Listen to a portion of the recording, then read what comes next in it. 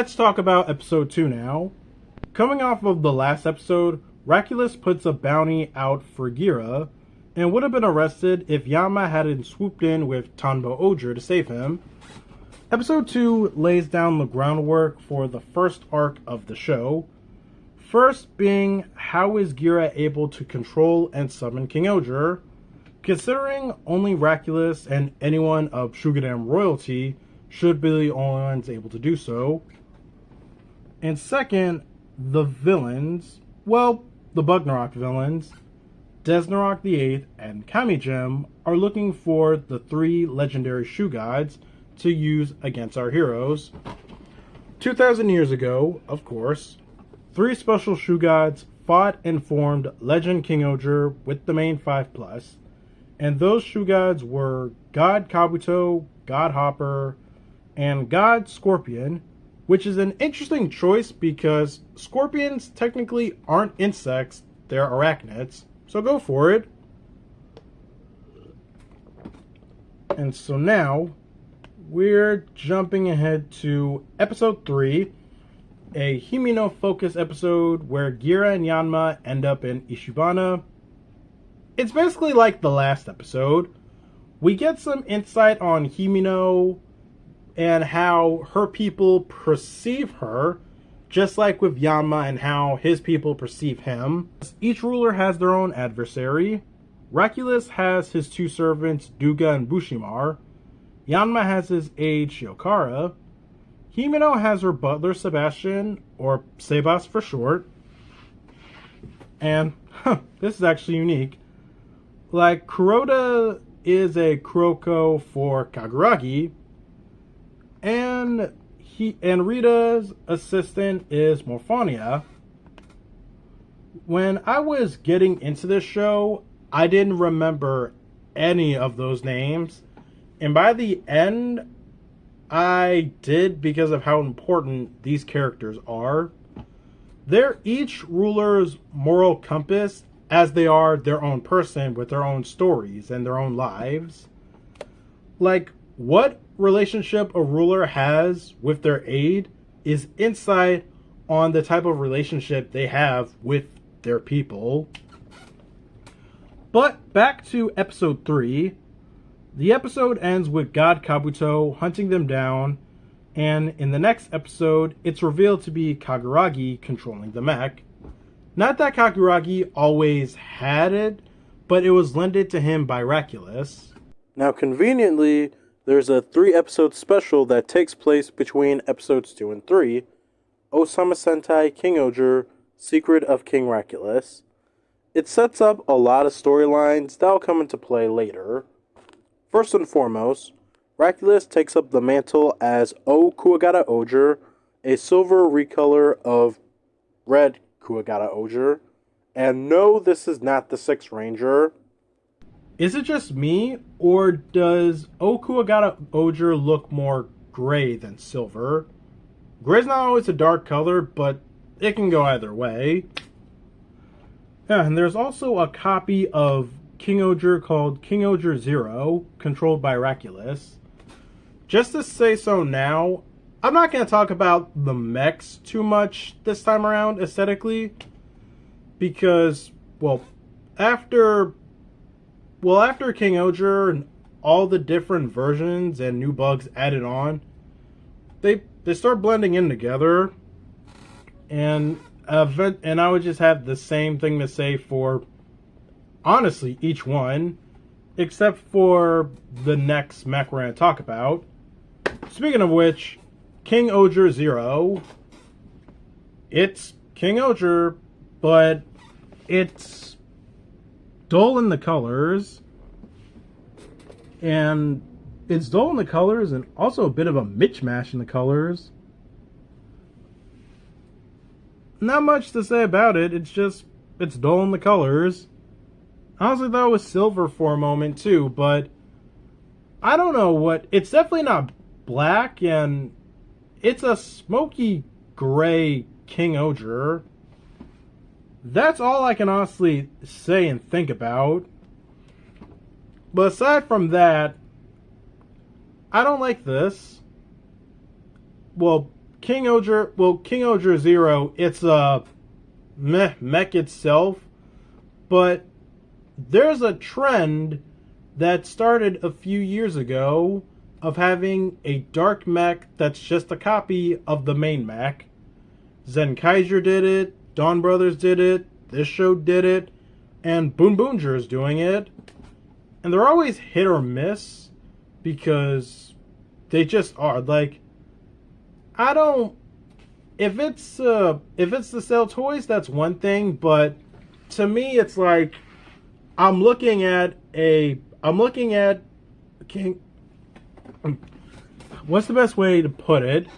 Mainly for this show, when I see Kingohger Zero, I'm looking at Kingohger, but it needs a paint job.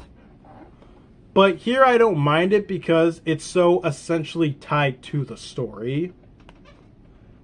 And now, episode 4, Kuwaga and Kabuto's battle lands everyone in Tofu, where Gira runs into Kaguragi. Bad news for Gira, because Kaguragi sides with Raculus for the sake of his country. And at the end of the episode, he turns Gira over to Rita so he could stand trial. No matter where Gira goes, he stays playing the whole, ha ha ha ha, I'm evil, I will rule the world, something something Shihaisuru. That whole act. Once he heard jail, he immediately stops. You must, he just stops. He broke real quick once he heard jail. I swear, he's that kid who learns when playtime is over. We all know about that kid. We've all heard that kid. Just damn. And so, episode 5. I like this episode. It inverted my expectations. There was no kangaroo court. It was an actual court episode on a children's TV show. And honestly, this is an episode that would be appreciated by kids, that because maybe later in life they would be interested in law. Hell, we didn't see a whole period spent investigating. Like, we didn't just jump beat to beat. Once again, considering that this is a kids show, I'm not saying that this episode was like Law and Order or anything, but for kids, it's the closest they could get. And time was spent like gathering evidence, forming a thesis, even getting statements from witnesses about Gira. Because let's be real, Rita's pretty hardcore, so none of the rulers would cooperate, and Kaguragi would just lie his ass off. But that's his thing.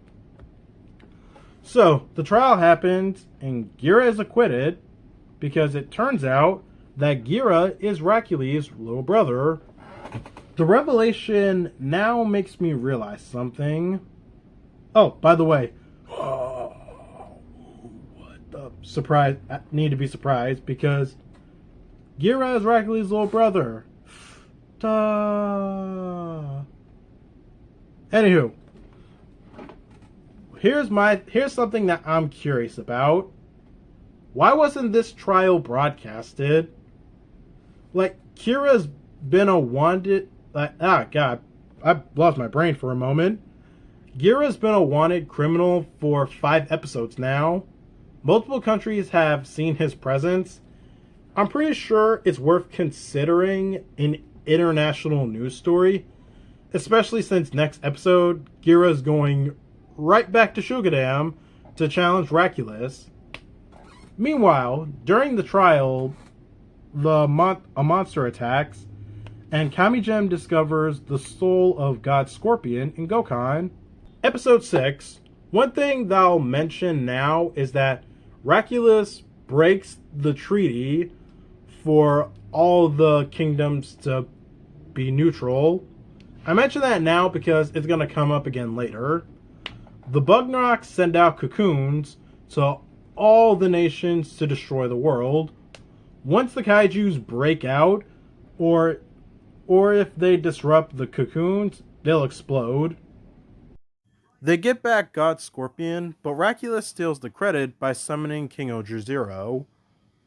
And anyone with common sense could realize that's not Kingohger with all the discoloration on it. I know Raculus is trying to make Gira look bad, but I feel like that should raise more questions than answers.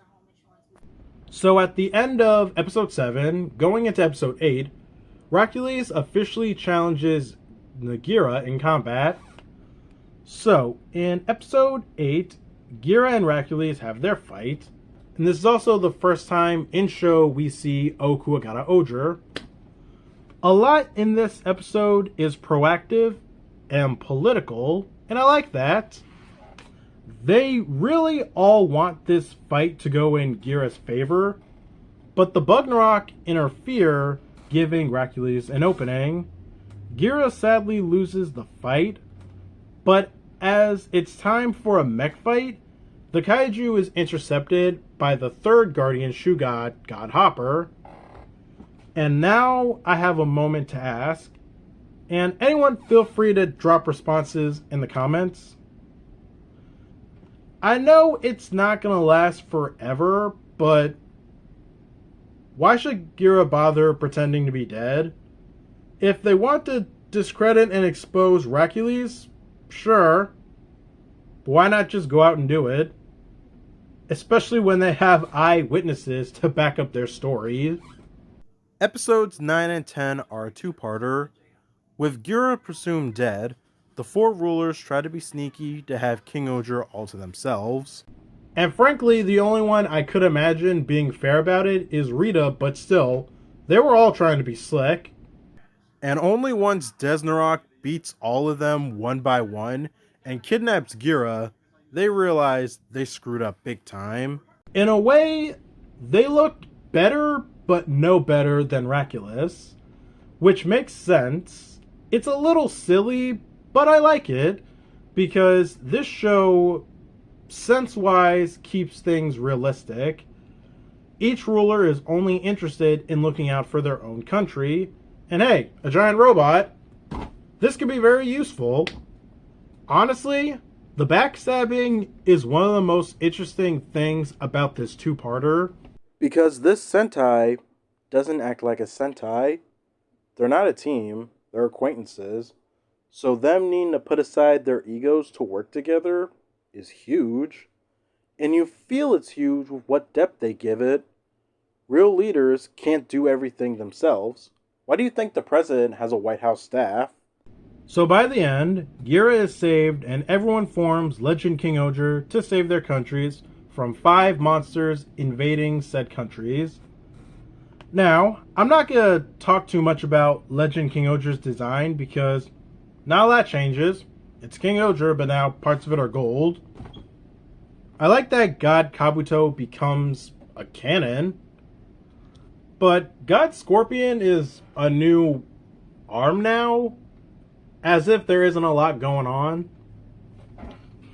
But what I do want to talk more about is its introduction. First off, this Megazord can teleport.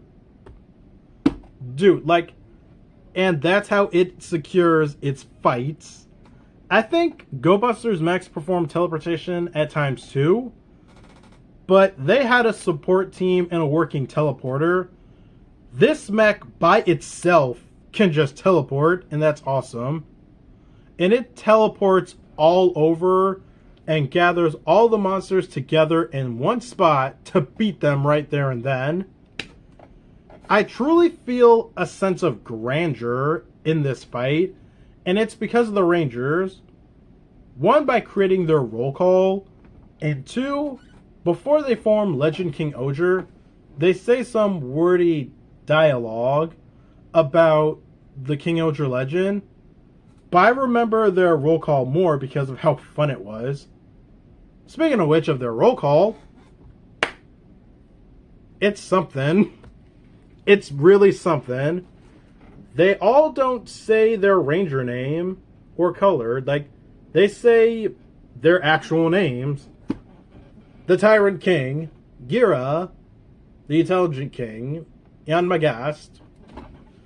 And considering that they're all rulers, why would they use a stage name? if I was the president and I was a superhero, I'm going to tell you what type of king I am that's different from the others. I'm not going to give a stage name. You all know who I am.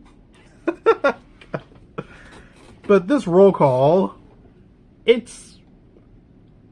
best way to describe it is more trait than, I don't know if it's more trait than, I don't know if it's more trait focused or personality focused, but it's something, because they all make titles out of their attributes, and Gira is still playing pretend.